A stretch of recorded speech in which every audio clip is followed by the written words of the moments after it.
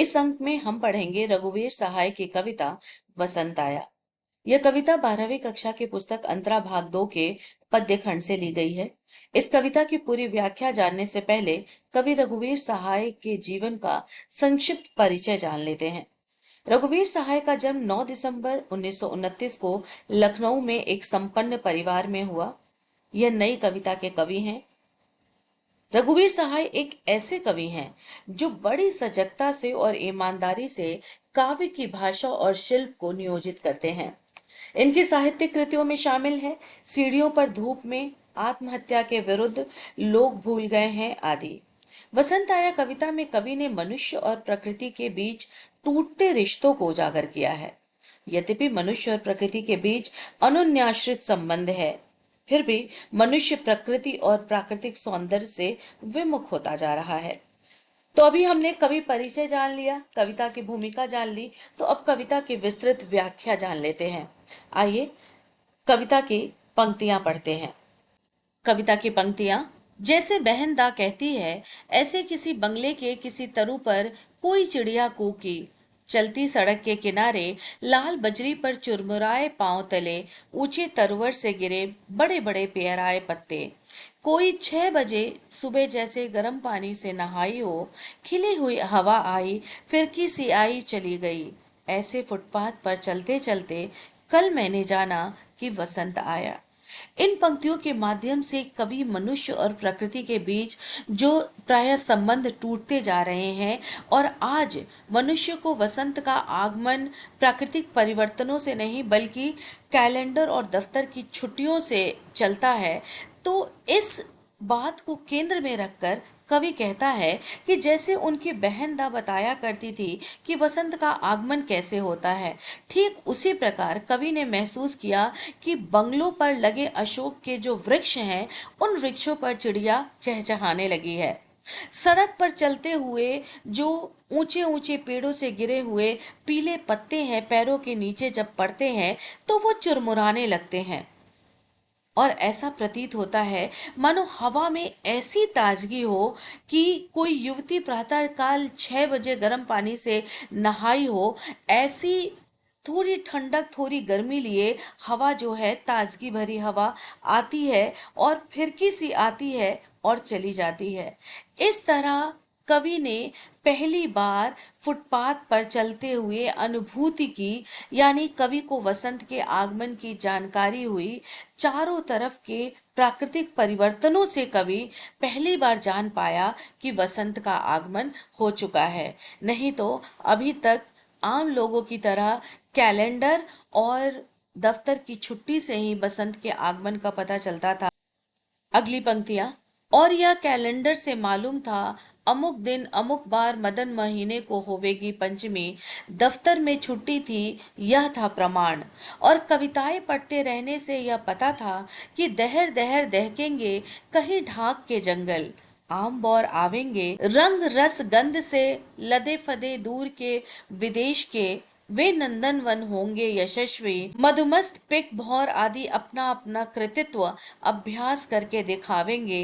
यही नहीं जाना था कि आज के नगण्य दिन जानूंगा, जैसे मैंने जाना कि वसंत आया। इन पंक्तियों के माध्यम से कवि यह बताना चाहता है कि वसंत के आगमन का जो ठोस प्रमाण है वो प्राकृतिक परिवर्तन ना होकर दफ्तर की छुट्टी है। और साथ में कविताएं पढ़ते रहने से कवि को यह मालूम है कि वसंत के आगमन पर प्रकृति में क्या क्या परिवर्तन होते हैं। इस पंक्ति को आधार बनाकर कवि कहता है कि उसे कैलेंडर से ज्ञान था कि किस महीने किस दिन वसंत पंचमी होगी, क्योंकि उस दिन दफ्तरों में अवकाश था और ये सबसे बड़ा प्रमाण था वसंत के आगमन का। हालांकि यहाँ पर कवि ने व्यंग किया है, कहीं ना कहीं कवि की पीड़ा भी झलक रही है कि प्राकृतिक परिवर्तन वसंत के आगमन का सूचक न बनके दफ्तर की छुट्टी प्रमाण है। और कविताएं पढ़ते रहने से कवि को पता था कि किस तरह से प्राकृतिक परिवर्तन होने वाले हैं।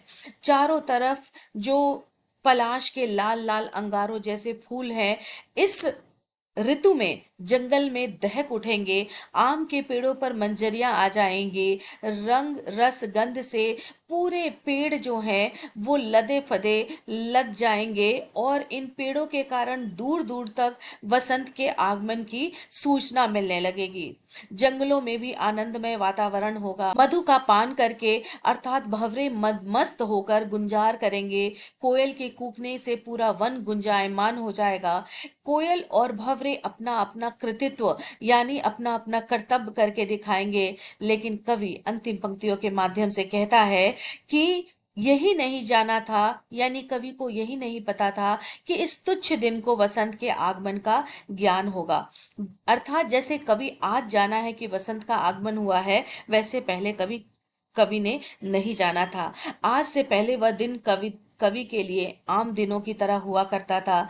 यानी कवि इन इस कविता के माध्यम से प्रकृति और मनुष्य के बीच टूटते संबंधों को दर्शाया है और वो चाहता है कि ऋतुओं के आगमन का आभास प्राकृतिक बदलाव या प्राकृतिक सौंदर्य से जो नहीं हो रहा है, उस प्राकृतिक बदलाव को मनुष्य कैलेंडर और दफ्तर की छुट्टियों से ना जाने, अपितु प्राकृतिक परिवर्तनों से जाने। तो ये तो व्याख्या रही, और व्याख्या करने के बाद ये जानना आपके लिए अत्यंत आवश्यक है कि व्याख्या क्यों करवाई जा रही है।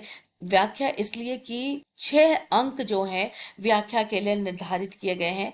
6 अंक की व्याख्या बोर्ड की परीक्षा में आएगी, और जब बोर्ड की परीक्षा में 6 अंक की व्याख्या आएगी तो आपको प्रसंग लिखना है, प्रसंग के बाद व्याख्या करनी है जो व्याख्या मैंने करवा दी है, और उसके बाद काव्य सौंदर्य लिखना है। अर्थात कविता में क्या सौंदर्य है वो लिखना है।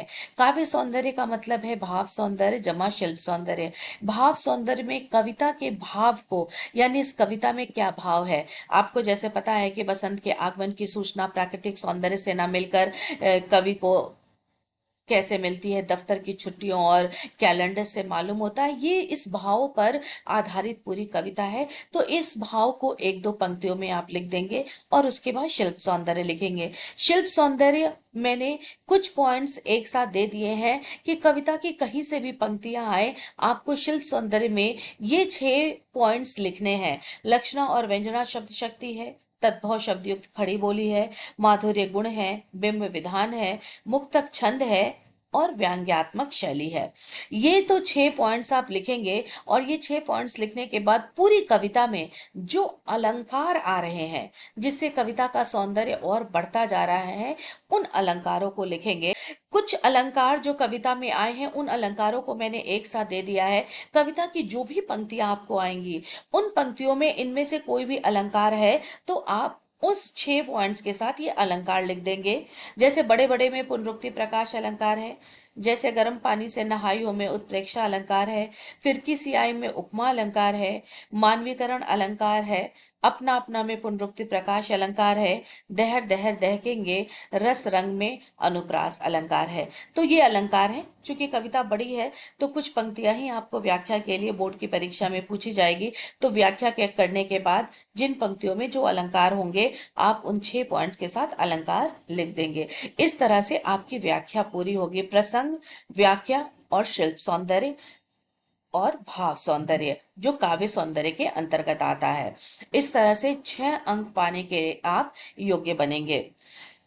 इस अंक में फिलहाल इतना ही। अगर इस अंक से संबंधित कुछ भी प्रश्न आपके मन में है तो आप जरूर कमेंट बॉक्स में कमेंट्स करके पूछिए, आपके सभी प्रश्नों का मैं उत्तर दूंगी। अगला वीडियो कौन सा आने वाला है इसकी जानकारी के लिए आप बेल आइकन जरूर प्रेस कीजिए और मेरे चैनल को सब्सक्राइब कीजिए। अगले अंक में अगली कविता लेकर उपस्थित होंगी। फिलहाल धन्यवाद।